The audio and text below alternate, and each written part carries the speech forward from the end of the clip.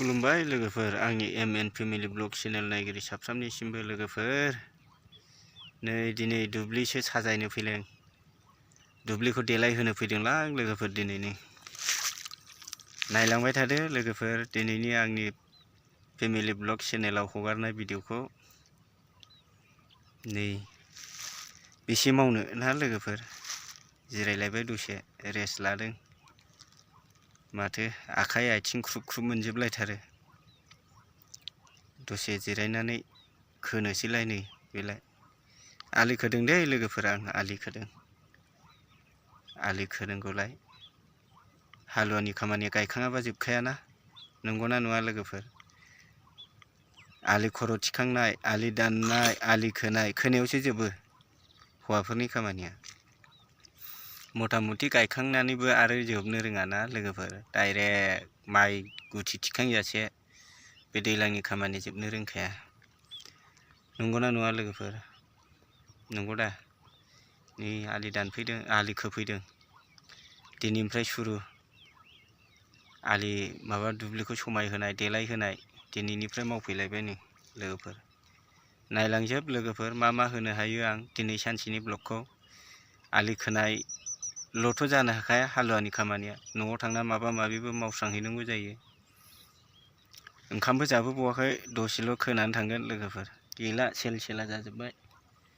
ओंखाम जाबोयैया ओंखाम जायाबा मावनो हायालै लोगोफोर बेबायदि बोलोनि खामानिखौ नंगौना नङा इसिबां बोलोनि खामानि खदाल जावनांगौ ओंखामखौनो जाबोस्लाबलायलायाखिसै आं दसेल' खोहैनो होननानै नै दाना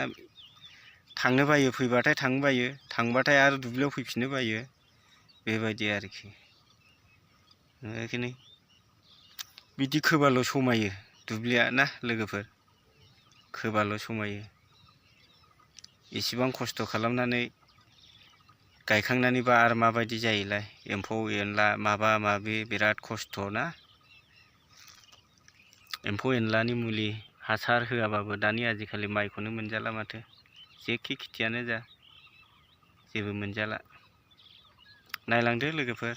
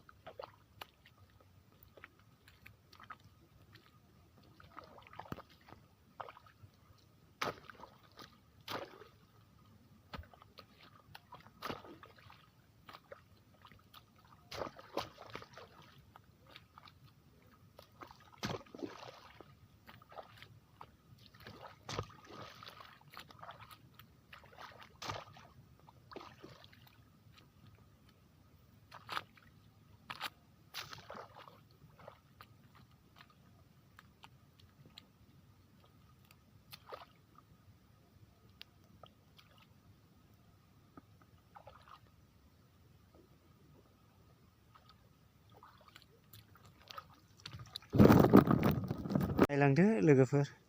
आलि खोनायखौबो होनोसां आंजोंथ' भिडिअ खेबग्रा लोगोबो थाफाखाया दोननानैसो बानायनांगौ नालाय मोजाङै नुवाबा गाज्रि दामोन लोगोफोर जानाय जायिखौ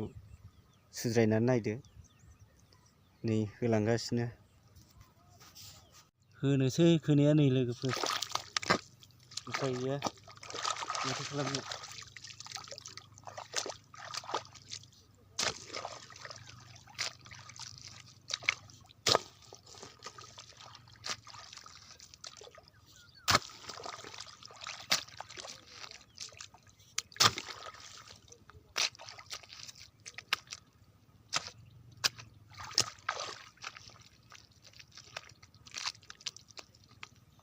सोरथो मावदावबायाब्रा बेफोरबायदिलाय हारसिं गोसोखांफ्लांलाय लांसैलां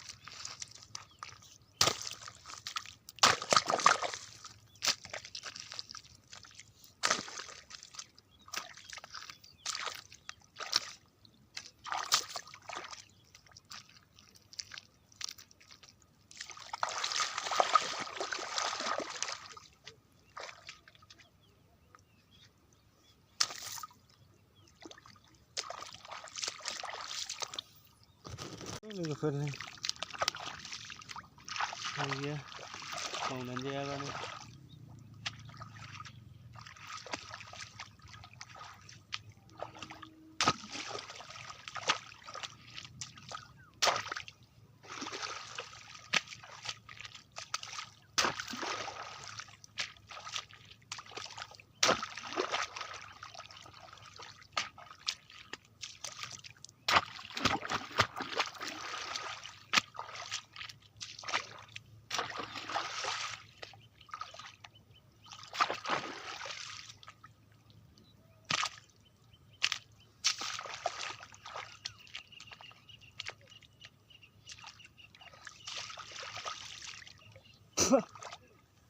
बार'था जालायथारबायलै माथो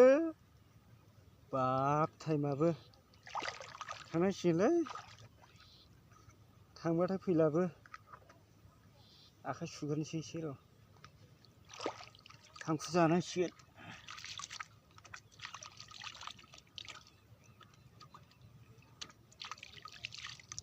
जै थांबाय फैलाबो मासथिनि ओंखाम उखैहाब बेखौ थांलाय फैलाय एथ' गोजान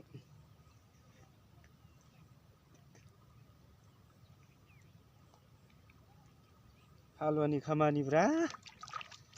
थांखु जायाबानो जाया आइदै हाब्रुआवसो जिरायलाय लांबायलै लेवारसो दं नामाब्रा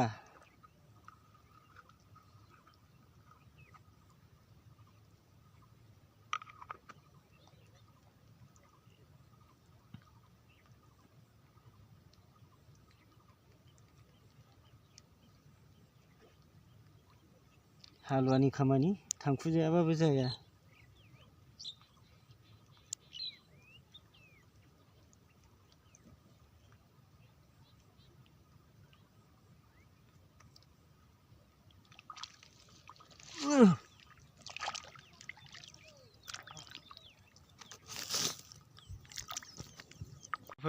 नैबे दोंसेखौ खोजोबनानै थांसै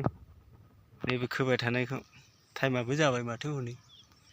12टा गाबलायलायबाय धालिगावआ थांसै खोला खोलि खोनानै लामा गोजान थांलाय फैलाय बानायनोबो दिगदारथार रावबो खोआखै बे एरियायाव आंसो एसे खोनायफैदों ओरैनो थास्लायस्लाय होननानै खोजोबसिगोन खोजोबबाथाय समायना नुसिगोन खोखांनायखौ समायना